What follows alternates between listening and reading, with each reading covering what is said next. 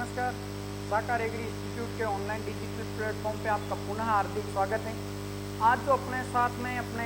में जो शख्सियत खड़ी है, ये एक अकल्पनीय उदाहरण है। हर कोई कोचिंग वाले या चाहे किसी भी इंस्टीट्यूट वाले यही एक चीज़ डाल रहे हैं कि हमारा 12th के साथ में या फिर फाउंडेशन बैच में सिलेक्शन हुआ। लेकिन ये जो शख्स हैं, उन्होंने एक कमाल का ही एक उदाहरण है अपने सामने कि मात्र इस बार जो 12th के एग्ज़ाम हुए थे, उसके बाद में जो इनको टाइम मिला था वो था 35 दिन का, और उसके बाद में 2 दिन बाद में ये लेट आए थे अपने कोचिंग संस्था। 33 दिन के यानी कि 33 दिन के अंदर इन्होंने अपनी प्रिपरेशन करके और RCA कॉलेज में चयन लिया। और इनका जो ऑल ओवर जो स्कोर है वो है 330 नंबर। 330 नंबर जेट के अंदर मात्र कितने 33 दिन के अंदर इतना स्कोर हासिल करके और RCA फतह किया। बहुत बहुत बधाई हो आपको, आप बधाई के पात्र हो कि एक ऐसे मतलब माइंडली कोई गोल्ड गिफ्ट बंदे होते तो इतने दिन में, हाँ एक संस्थान का बहुत योगदान रहा है, लेकिन एक अपने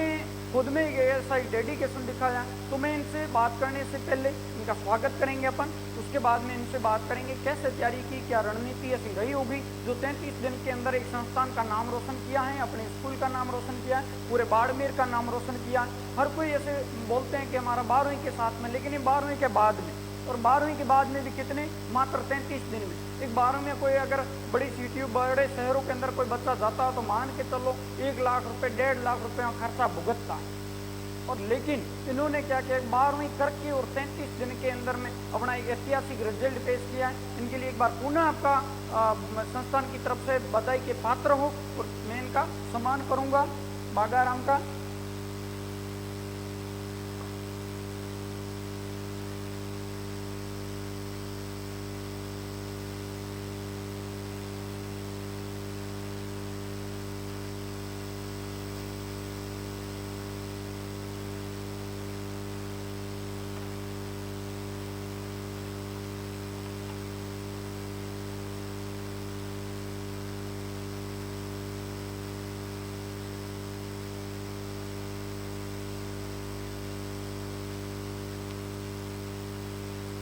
तो आप जुड़े रहिए,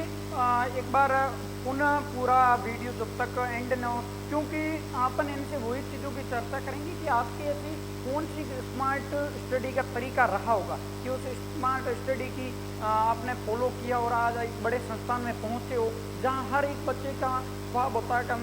राजस्थान की टॉप यूनिवर्सिटी में पहुंचे या फिर इंडिया की टॉप यूनिवर्सिटी में। तो अपने जो राजस्थान में जो JET का एग्जाम लगता है उसके अंदर बहुत सारे 114 सीट है, उसके 114 में से 2 स्टूडेंट अपने, एक तो यश कुमार हैं और उनका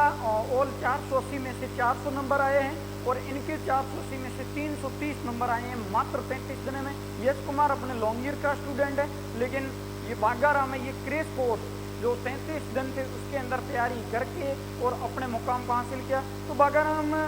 क्या ऐसी आपकी एक मतलब रही होगी स्मार्ट स्टडी, या फिर क्या बोलना चाहोगे आपकी, मतलब आपने ऐसा कौन सा एक तरीका आजमाया कि आप मात्र 35 दिन के अंदर, यानी 35 दिन तो थे लेकिन ये 2 दिन लेट आए थे। एक बार इनको बिलीव नहीं हुआ था कि एक नया शुरुआती इसी संस्थान है, लेकिन मैंने इनको एक वादा किया था कि बागाराम अब जहाँ जाना चाहते हो वो संस्थान आप जिस मुकाम का हासिल करना चाहते हैं आप पता करोगे, लेकिन एक बार आप संस्थान पे विश्वास करो। तो आपने एक विश्वास करके और इस संस्थान से जुड़े, तो आपकी क्या एक तो दिनचर्या रही और क्या आपने ऐसा फॉलो किया? हमने तो सर्वप्रथम पहले जेट सिलेबस देखा है, उसमें जेट सिलेबस के बारे में क्या क्या है उसको बारे में हमने कक्षा ज्वाइन की है, और जितने सर ने बताए उतने ही हमने स्टडी मेथड की है। हाँ, मतलब यूँ है कि पहले तो क्या होता है, बड़ी चीज़ थी कि जो अपने को जिस रास्ते जाना है वो रास्ता कहाँ तक का, यानी कि जो अपना सिलेबस है उसको देखना चाहिए कि अपना कितना सिलेबस है और उस सिलेबस को अपन कैसे कवर करें, कौन सी क्वेश्चन आ सकते हैं। तो आपने ये कि आप जैसे बागाराम आए थे उसके दूसरे दिन आपने, मेरे से मुझे आज भी याद है कि आपने प्रीवियस के पूरे पेपर यहाँ से कलेक्ट कर लिए थे, जो जितने भी पेपर आए उसमें आपकी क्या योजना? उसमें योजना थी क्योंकि पिछले साल के पेपर में बेहतर क्वेश्चन कोटअप होते हैं, इसलिए मैंने पिछले साल के 2015 से 2022 तक जितने जेट के पेपर हुए और सब देखा, और उसमें से 20-25 क्वेश्चन हाँ, मतलब एक तो ये होता है कि उनसे पुराने प्रीवियस पेपर होते हैं, वो जैसे ये आए थे तो ये दूसरे दिन ही कलेक्ट कर लिए थे पूरे, और उसमें ये फ़ायदा मिलता अपने को कि जो पेपर बैठता है वो पेपर लमसम या तो उनके आसपास वाली जो दूसरी यहाँ लैंग्वेज चेंज हो सकती है, और कुछ ऐसे होते हैं जो पुराने पेपर पे नए कहाँ से लाएंगे, पुराने पेपर ऐसे ही जो आने वाला मटेरियल हो। तो ये बोल रहे हैं 20 से 25 क्वेश्चन तो 2015 से लेके 2023 वाला जो एग्जाम लगा इसके मध्य वाले पेपरों में से आई। तो एक तो वो इनका ये था कि भाई एक तो पुराने अपन पेपर पढ़ ले, दूसरा इन्होंने पूरा सिलेबस है उसको रीड आउट किया, और सिलेबस में आपका पढ़ने का क्या तरीका था कि आपने पूरा पलटवार कर दिया था या ऊपर ऊपर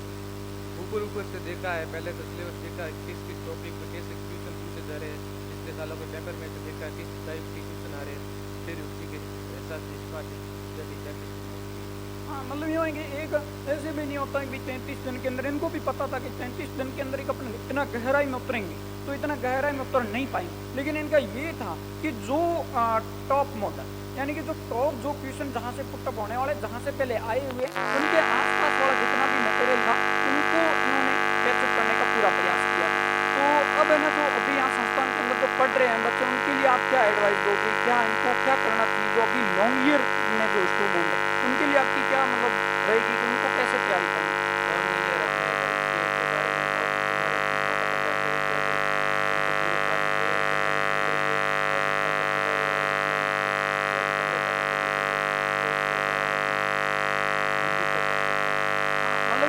देखो ये कहना जितना इनका मतलब कहने का मतलब है ज़्यादा है ना कोई कि भाई उस कोचिंगों में क्या चल रहा है या फिर कोई बुक के बहुत सारी ऐसी बुक्स मार्केट के अंदर होती जो भ्रमित करती है जिसके अंदर बहुत कुछ और ही ज़्यादा होगा ये होगा, लेकिन उनकी ओर अपने को डाइवर्ट नहीं होना, अपने को जितना यहाँ नोट्स लिखा रही हैं उन नोट्स को एक हमारे ये सीधा एडमिशन आते तो उनके पेरेंट्स साथ में आते तो एक ही बात बोलते हैं कि सर किताब भी कौन सी है, तो हम सीधा मना कर देते हैं यहाँ कोई आपको किताब नहीं लानी,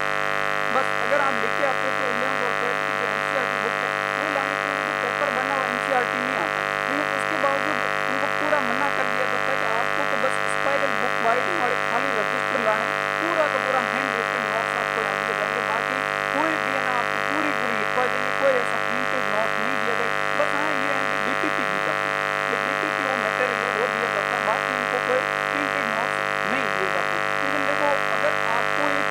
अच्छे मुकाम तक पहुंचना है तो पहले तो खुद को परखना पड़ेगा।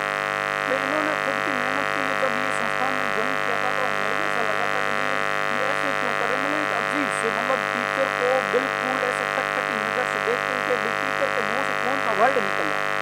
जो वर्ड निकल रहा है उनको उसी टाइम कैप्चर करने की पावर रखते हैं। बाकी आप क्लास के अंदर बैठते हो तो ये टीचर देख रहा हो इधर देख रहा हो, मतलब अपना एक तो मेंटली अपन कहीं कहीं पुस्तक पर बैठते हैं, लेकिन इनका जो बैठने का तरीका था वो बहुत ही आगे फर्स्ट टेबल पे बैठते थे तो हमेशा ही, और जो यहाँ जो टेस्ट लगते थे उसमें फर्स्ट सेकंड रैंक पे अपना कब्जा बना के रखते थे। जो एक मंथ में टेस्ट लगे थे इनके 7 टेस्ट भी मुझे आज भी याद है, 7 टेस्ट के अंदर इनकी फर्स्ट और सेकंड रैंक रही थी। तो ये अपना एक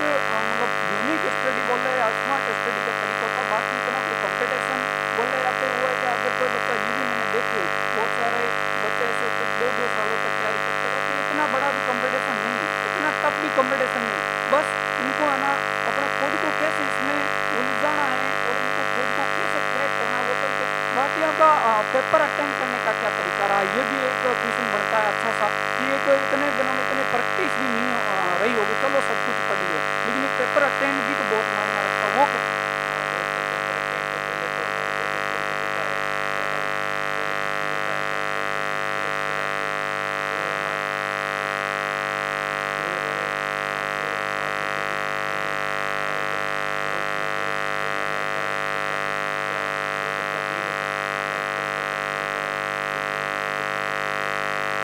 मतलब ये होता है कि जैसे आपने कुछ चीज़ें नहीं पढ़ी और ऐसा क्वेश्चन समझ में नहीं आ रहा और उसका आंसर भी नहीं मिल रहा और आपको 3 ऑप्शन ऐसे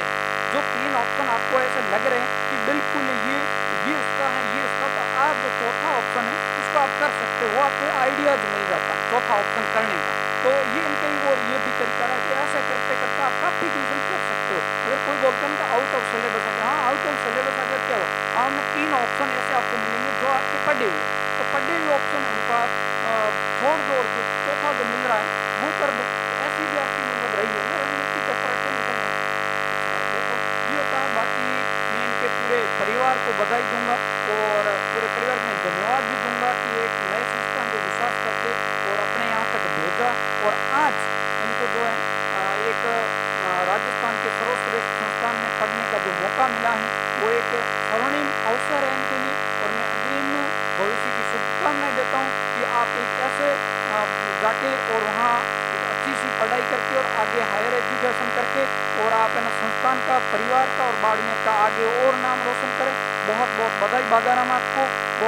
भाई, धन्यवाद।